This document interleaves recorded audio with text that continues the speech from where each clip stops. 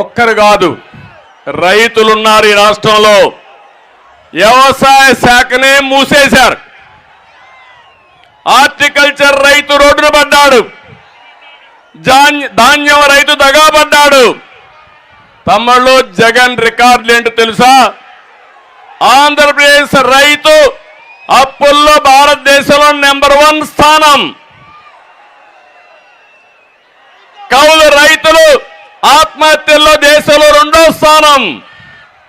రైతు ఆత్మహత్యల్లో 3వ స్థానం. అన్ని కూడా 1, 2, 3 మన దగ్గరనే ఉన్నాయి. నేను అడుగుతున్నా, ఈరోజు ధాన్యం కొనేవాడు ఎవరన్నా ఉన్నారా అని అడుగుతున్నా మిమ్మల్ని. డ్రిప్ ఇరిగేషన్ సబ్సిడీ వస్తున్నాయని అడుగుతున్నా, మద్దతు ధర ఇస్తున్నారని అడుగుతున్నా. తమ్ముళ్ళు, మీరు ఏం ఎక్స్పెక్ట్ చేస్తారు? టమోటోకి పొటాటోకి తేడా తెలియని ముఖ్యమంత్రి, అవునా కాదా? వ్యవసాయం చేస్తాడా? తెలుసా వ్యవసాయం? నేను చూసా వ్యవసాయాన్ని. చిన్నప్పుడు అన్నిటికీ ఎద్దులే, మడకలు దున్నాలన్నా ఎద్దులే, నీళ్లు కపిలి తీయాలన్నా ఎద్దులే, ఎక్కడన్నా ట్రాన్స్పోర్టేషన్కి ఎద్దులే.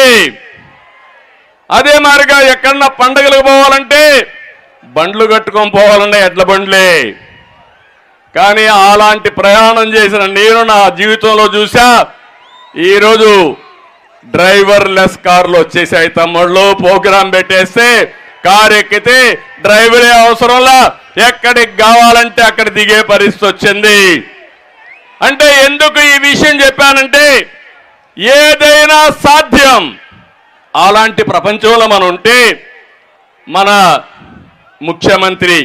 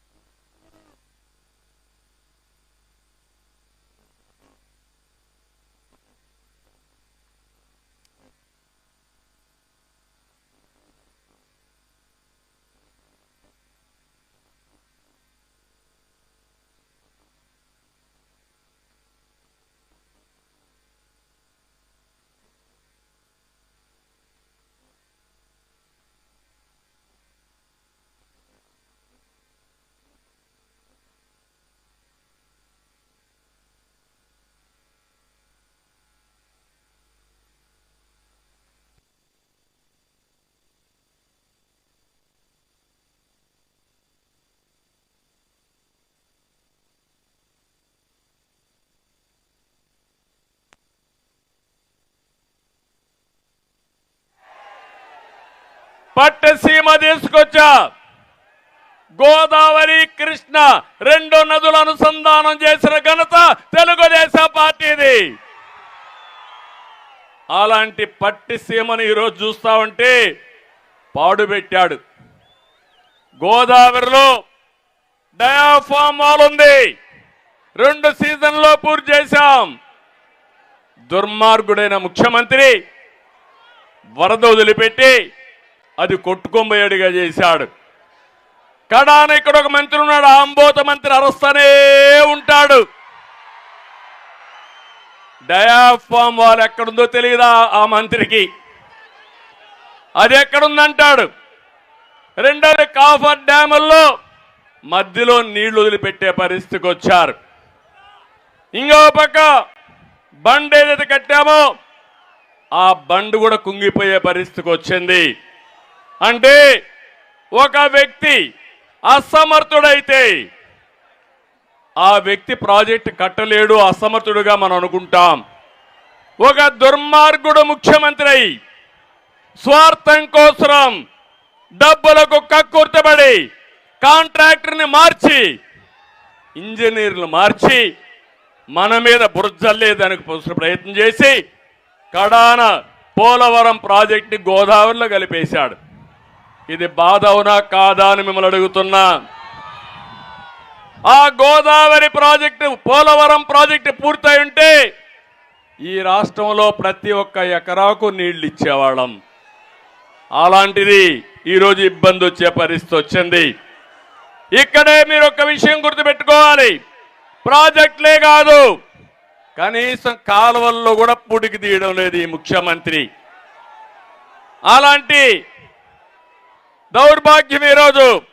మామూలుగా ప్రభుత్వం ఎవరైనా కాంట్రాక్టర్ పనిచేయకపోతే ఆ కాంట్రాక్టర్ని బ్లాక్ లిస్ట్లో పెడతాం. ఇప్పుడు కాంట్రాక్టర్ ప్రభుత్వాన్ని బ్లాక్ లిస్ట్ పెట్టి మీ పనులు మేము చెయ్యమని చెప్పే పరిస్థితికి వచ్చారంటే ఎలాంటి పరిస్థితి ఉందో మీరు ఒక్కసారి ఆలోచించండి. ఒకప్పుడు రైతులే ఆత్మహత్యలు, ఇప్పుడు కాంట్రాక్టర్లు ఆత్మహత్యలు చేసుకుంటున్నారు. ఏమనాలి ఈ ప్రభుత్వం ఘనత అని మిమ్మల్ని అడుగుతున్నా. ఇక్కడ మీరందరూ ఉన్నారు. ఈ జిల్లాలో ఏదైతే చింతలపూడి లిఫ్ట్ ఇరిగేషన్ పూర్తి చేస్తే 36 మండలాల్లో నీళ్లు వచ్చేటివి. నాకు బాగా జ్ఞాపకం, సమైక్య ఆంధ్రప్రదేశ్లో ఒకేసారి నీళ్లు ఈ ప్రాంతానికి తీసుకొచ్చాను. అంటే నాగాన్ సాగర్ లెఫ్ట్ మెయిన్ కెనాల్ ఉంది, అది ఎక్కడి నుంచి వస్తుందంటే నల్గొండకెళ్ళి ఖమ్మానికి వెళ్ళి తిరువూరుకు వచ్చి ఇక్కడ నూజివీడు మిగిలిన ప్రాంతాలకు పోతుంది. ఆ రోజు ఎంఆర్ఓల్ని, డిఎస్పీలని, ఆర్డీఓల్ని పెట్టి పోలీస్ ఎస్కార్ట్ పెడితే ఒక్కసారే నీళ్లు తీసుకొచ్చా. ఆ అనుభవం నాకు గుర్తుంది.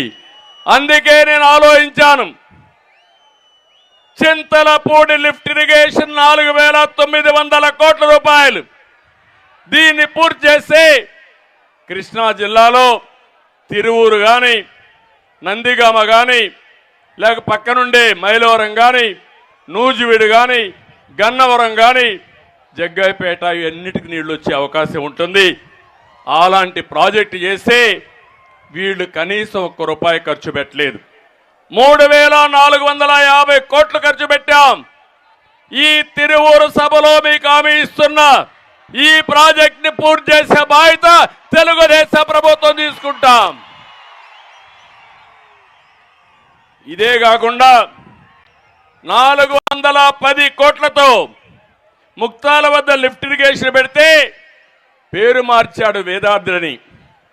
మళ్ళా ఈయన వచ్చి ఫౌండేషన్ వేశాడు. కానీ ప్రాజెక్టు మీద ₹100 ఖర్చు పెట్టలా. చిత్తశుద్ధి లేని ముఖ్యమంత్రి ఇష్టానుసారంగా చేసే పరిస్థితికి వచ్చాడు. ఇక్కడనే పిట్టలవారిగూడెం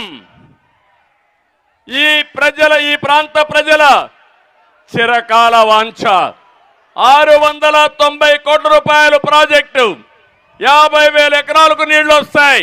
దీన్ని పూర్తి చేసే బాధ్యత తెలుగుదేశం పార్టీ తీసుకుంటామని మీ అందరికీ హామీ ఇస్తున్నా. ఇదే కాకుండా ఈరోజు ఒక్క విషయం మీరు గుర్తుపెట్టుకోవాలి, మళ్ళా సాగునీరు రావాలన్నా, రైతుల యొక్క బతుకులు బాగుపడాలన్నా తెలుగుదేశం జనసేన ప్రభుత్వం రావాలి. ఈ సైతాన్ ప్రభుత్వం పోవాలి. అప్పుడే సాధ్యం. మళ్ళా రైతే రాజుగా తయారు కావాలి. దానికోసం మేము పనిచేస్తాం. రైతు రాజ్యం వస్తుంది. 3 నెలల్లో రైతు రాజ్యాన్ని మీరు చూస్తారని చెప్పి కూడా నేను మీకు తెలియజేస్తున్నా. ఇంకో పక్కన అమరావతి